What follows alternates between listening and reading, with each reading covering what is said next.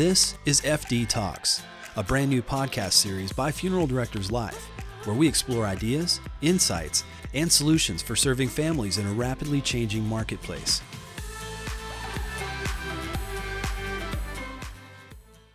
Hello and welcome to this episode of FD Talks. Today we brought back Josh McQueen. Josh is the Vice President of Marketing and Product at Directors Investment Group. Had fascinating discussion. I just wanted to go ahead and continue that and jump right in. For those who haven't watched our last podcast, you're going to just give us a little bit of a recap of what we were talking about? Yeah, so in the last podcast, we talked about a study that we conducted over consumers in the funeral profession. And in the last episode, we talked a lot about just general trends that we identified within that. But today, we wanted to spend more time talking through these specific types of consumers that we identified. That's pretty awesome, because I know that you used a term that I'd never heard before. It was psychographic versus demographic. Maybe you could kind of refresh my memory on what that was. Yeah, so the way we so in marketing, there's a problem with quote unquote personas. And that is often they are based on demographics. And the example I like to give is that you can get really specific with demographics. For instance, you could say that this is a man who was born in 1948 in the United Kingdom, grew up wealthy, has been married twice, and currently lives in a castle. And in that example, you can end up with King Charles and you can end up with Ozzy Osbourne. Okay. And so the idea is that no matter how specific you get with demographics, it really doesn't get into the motivations underlying purchasing decisions. And so again, you have royalty and you have Black Sabbath, and those are your differences. And so psychographics really try to get more into that. And so we worked with McKee Wallwork, and they have a proprietary methodology called IDEALS, which stands for interests, desires, emotions, attitudes, and lifestyles. And so all the questions that we asked were, yes, we do get demographic data behind it, but we also really start diving into the buying behaviors. And we ask them things like, if a funeral home were one of the following brands, which one would you like? And we give them options like Netflix and Ritz-Carlton and Apple and all these different things. And we can start getting an idea of who these people are based off of those questions. That's awesome. So, this is called the new funeral consumer. Let's define what a funeral consumer is. So a funeral consumer is just generally anyone who's planning a funeral. And so that could be obviously a spouse, a child, a grandchild, anyone like that. So one of the things that was interesting was we actually conducted this study 10 years ago. And we identified 7 segments. And what we thought was in those segments, we had pine boxers, funeral friends, polite farewells, dead enders, solo secularists, and click and callers. And what we thought was the first 3, the pine boxers, funeral friends, and polite farewells, were slowly dying off and being replaced with the next 3 of dead enders, solo secularists, and click and callers. But and so when we took the data that we recently, the data from the study we recently conducted, we actually did see that trend was occurring. But what we found is that those unique motivations and the differentiators for those consumers really didn't line up as well today.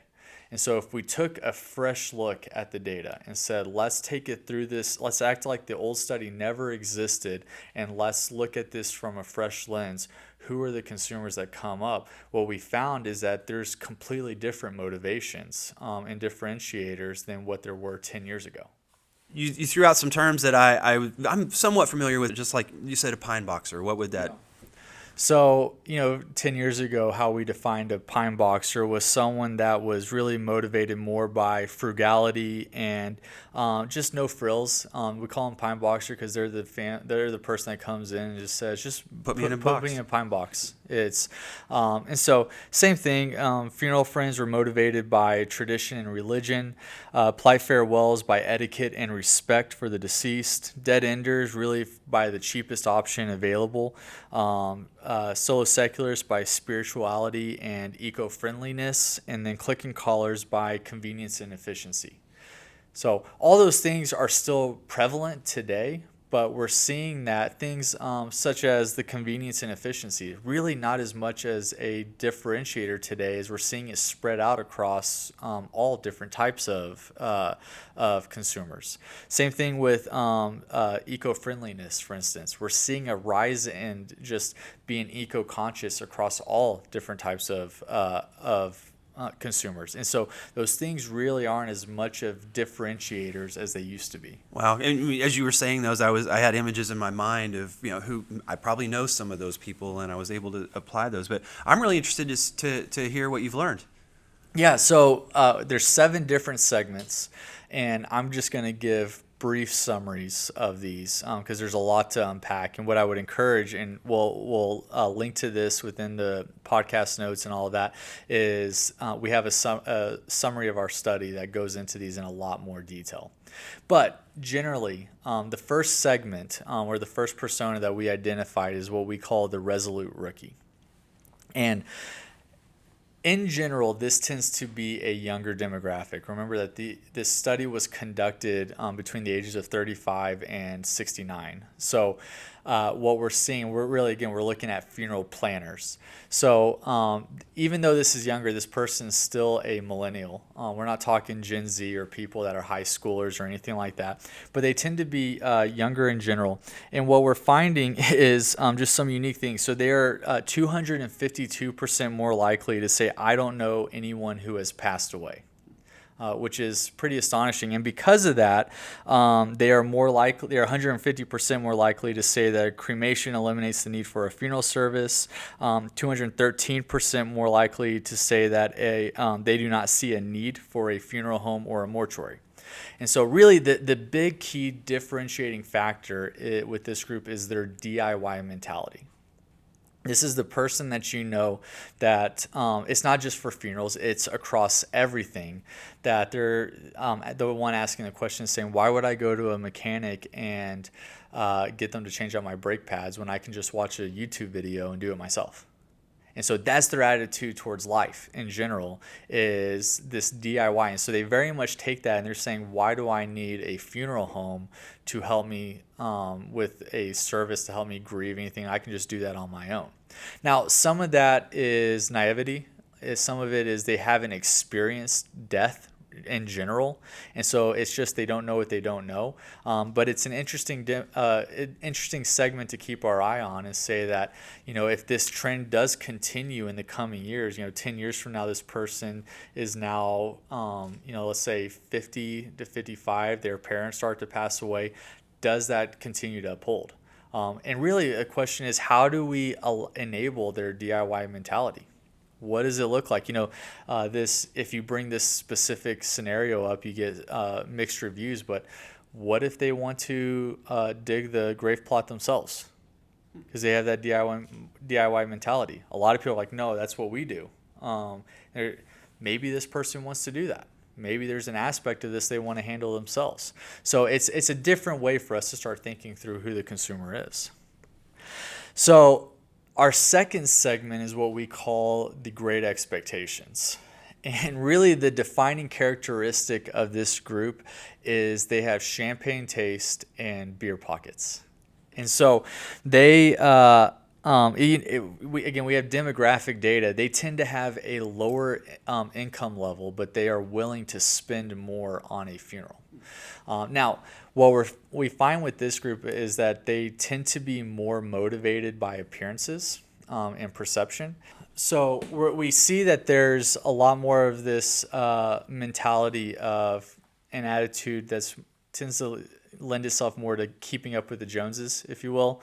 And so this group is 84% likely to say that they are sticklers for good service. They are 94% to say that they are, it's important to research the reputation of a funeral home. And so, but they're also the ones that they want the full white glove service. And they would say that their most preferred brand, the type of funeral they want to work with, is a Ritz-Carlton brand. But they also don't necessarily have the income to back that up. And I think right now there's probably a lot of funeral directors that are chuckling at this. And we've even had some people internally say, well, that person's Karen. That person is, that what social media, what Reddit has dubbed Karen, that they can tend to be a difficult family.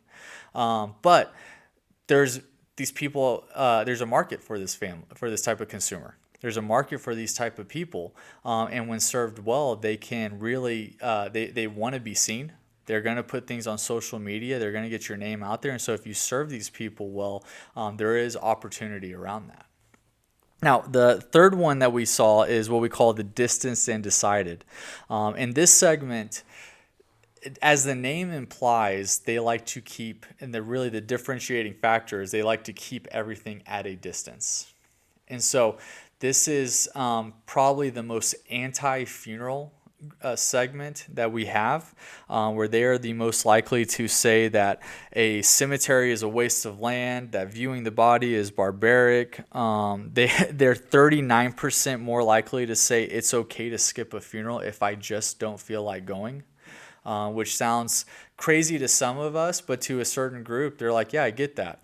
We find that this group often is closer to their pets than they are to their family, to their community, and because they keep everyone and everything at a distance. And again, this is not just funerals. This is their general attitude in life. And so often with this group, this is going to be your direct cremation crowd. And so, in the profession, we talk a lot about educating a family, and to a certain degree there's probably not much educating to do here, because again, they've already decided, they've already made up their mind. There's probably a little bit of stubbornness here where they're just saying, I don't like funeral homes, I'm never going to like funeral homes, and I just give me the quickest, easiest option.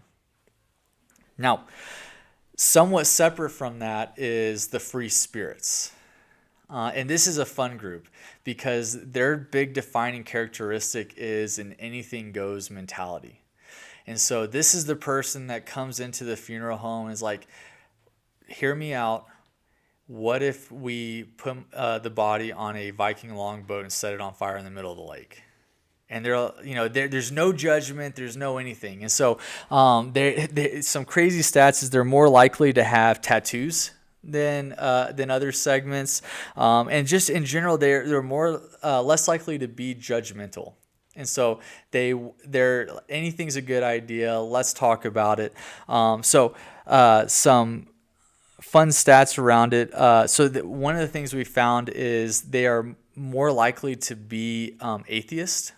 Or agnostic even, but really they don't want religious elements in the funeral service. And again, they're not going to judge you for having religious elements in a service. They just don't want that personally.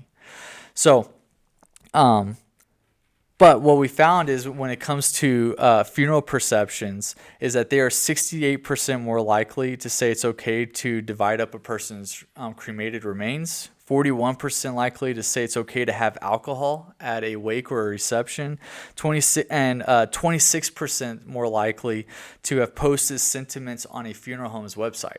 And so they're all over the place. So this is a fun group. It's again, that anything goes mentality, and what they don't want is the order taker. And so the funeral directors say, well, are you Catholic? Are you Protestant? Are you Jewish? What do you want? They're like, I don't know. Let's talk about it. Let's brainstorm. Let's have fun with it. So now our next segment is what we call the faith and family. And this is your traditional funeral home family. They are the ones that they very much are defined by their faith and by their family. And so they see the value in a funeral. They see the value in a funeral home because in a lot of ways they see that it mimics a church service and mimics the community and what they feel within that, and that a funeral service for them is about bringing their family and friends together to recognize, to celebrate, to mourn the person that's passed away. And so some unique things here is 85% of them obviously believe in a higher power. They are 70% more likely to say that funeral homes are a noble organization. They are 55% more likely to say it's important to see the deceased, and 24% more likely to prearrange or prepay for a funeral. Now, you take all that good and some of the challenge, and what's interesting is what we see with this group is that they tend to be more blue collar. They tend to have a lower income. And so where they love the what's considered the quote unquote traditional funeral, they also don't necessarily have the income to spend on that. And so we see this group more generally in the Midwest, less on the coast, the East or West Coast. And slowly we are seeing that this group is diminishing. As we talked about in the first episode, as there's a shift away from religion, obviously this group is slowly decreasing as well. Now, similar to the faith and family group is the hometowner group. Now, this is, in some ways, they are very difficult to distinguish, but the big thing about the hometowner is they very much have this differentiating factor of buy local. And so they are more likely to frequent the local shops in their hometown. They're more likely to be business owners themselves. They're more likely to own an American-made car, for instance. And so when you ask them about their perceptions, they're 108% more likely to use a funeral home that is family-owned. So that's a big deal for them. They are 150% more likely to use a funeral home that is independently owned, so somewhat separate in that category.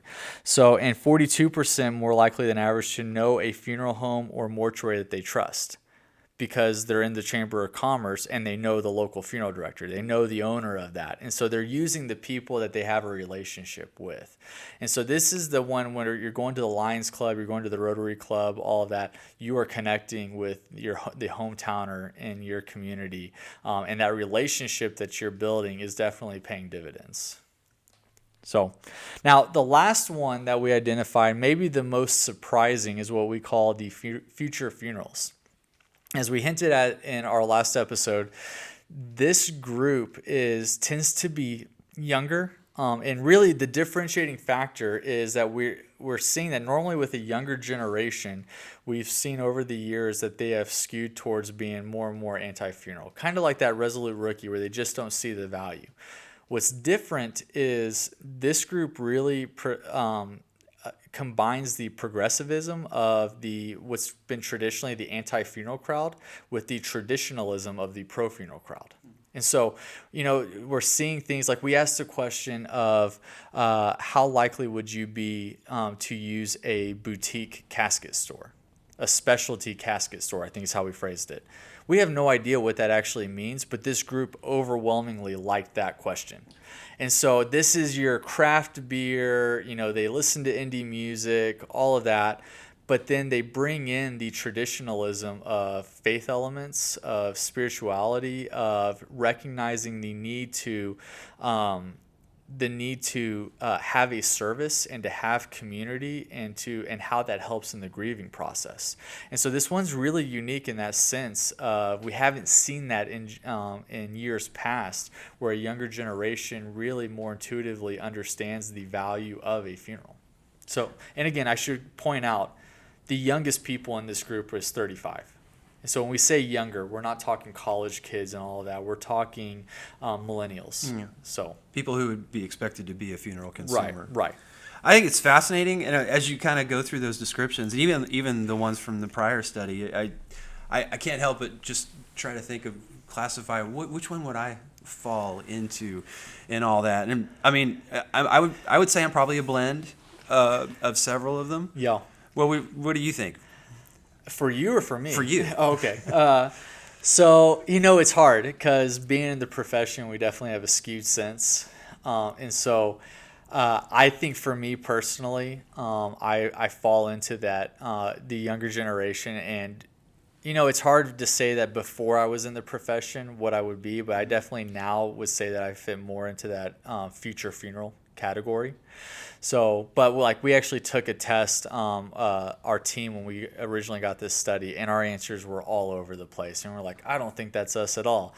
Because I think being in the profession gives us a little bit of a skewed perspective within that. How important is it for to know what consumers exist in your community?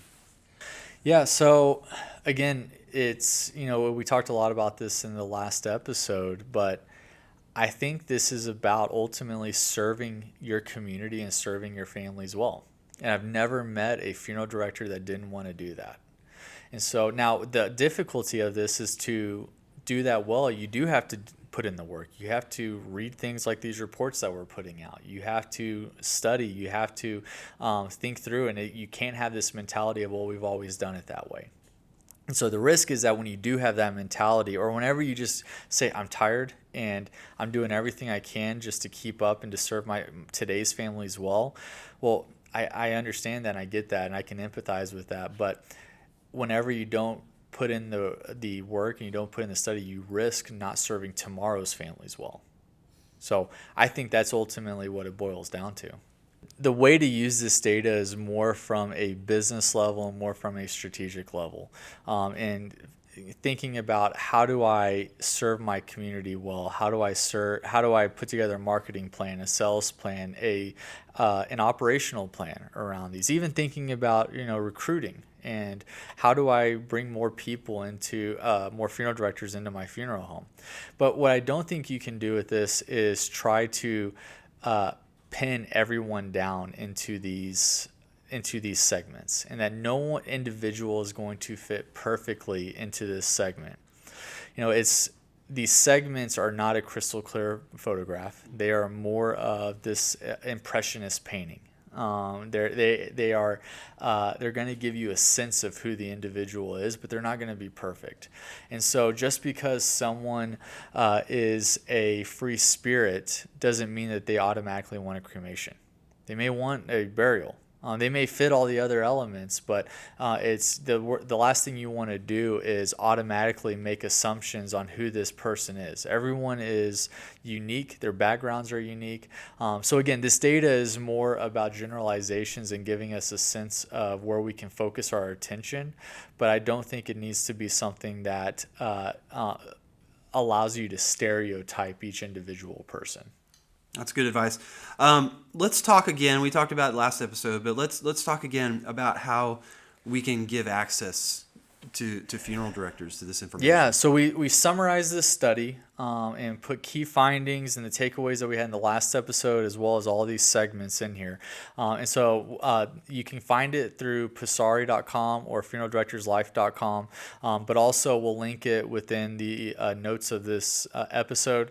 And so you're able to download it directly from there. The other thing that I would add is, again, more from a business strategic standpoint, is that if you're interested in seeing how do these segments fit within my local community, because what we provide is really at a national level.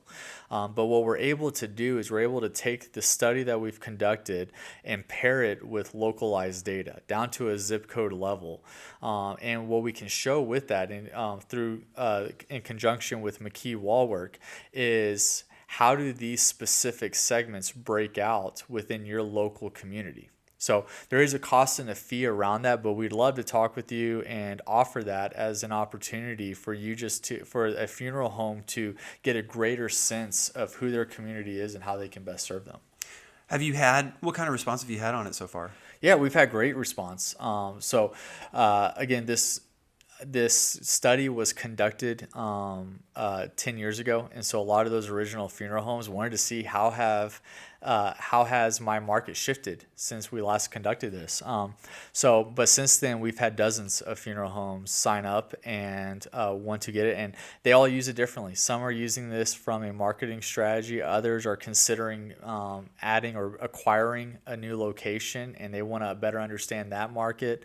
You can use it in so many different ways. Josh, once again, I'm glad we were able to talk about this at greater length. It was fascinating information. If you have any questions at all, you certainly can reach out to me at fdtalks@funeraldirectorslife.com, and I'd be happy to pass any questions that you have along to Josh. You can also reach Josh, what's your email? Josh@Passari.com. Josh@Passari.com. And thanks for watching. If you would like to reach out to us about this episode or this series, please visit us online at funeraldirectorslife.com/FD Talks. There you can find information about this episode and submit any comments, suggestions, or feedback about our series. And we also welcome your ideas for future episodes. Join us next time on FD Talks as we explore ideas, insights, and solutions for serving families in a rapidly changing marketplace.